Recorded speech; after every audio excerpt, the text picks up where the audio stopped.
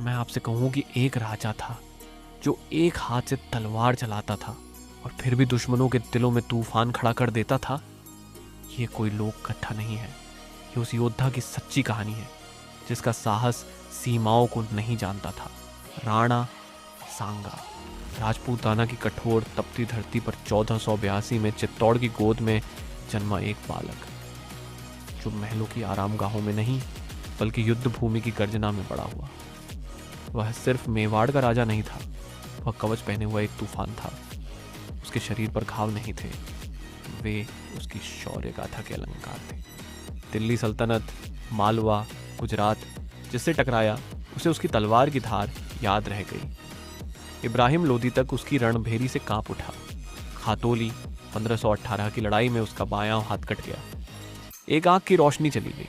एक अन्य युद्ध में उसकी टांग बुरी तरह जख्मी हो गई। पर क्या वह रुका? नहीं, वह फिर घोड़े पर सवार हुआ, मानो बिजली बादलों को चीरती हुई धरती पर उतर आई हो। हर घाव के साथ उसका संकल्प और प्रचंड होता गया। वह एक सपना देख रहा था, एकजुट राजपूताना का सपना। फिर आया 1527, बाबर से निर्णायक टकराव, खानवा का युद्ध। बाबर सिर्फ सेना नहीं लाया था, वह बारूद और तोपें लाया था। नया युद्ध कौशल, नई रणनीति, लेकिन राणा सांगा ने एकजुट राजपूत शक्ति के साथ मुगल सेना को घुटनों तक ला दिया। विजय लगभग उसके हाथ में थी, तभी वार हुआ, तलवार से नहीं, विश्वासघात से। रायसेन का सिलहड़ी युद्ध के बीच में ही पक्ष बदल गया। उस विश्वासघात ने इतिहास की दिशा मोड़ दी। खानवा हार गया, पर राणा सांगा नहीं हारा। घायल किंतु अडिग, टूटा हुआ किंतु पराजित नहीं।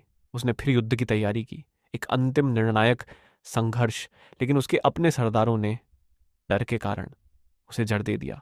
वे उसके शरीर को रोक सके पर उसके इरादों को नहीं। वे उसकी सांसें छीन सके पर उसकी गाथा नहीं। आज भी मेवाड़ की हवाओं में एक नाम गूंजता है, राणा सांगा, राजपूताना का एक हाथ वाला शेर, जिसने हमें सिखाया शरीर की ताकत नहीं, हौसले की आग इतिहास लिखती है।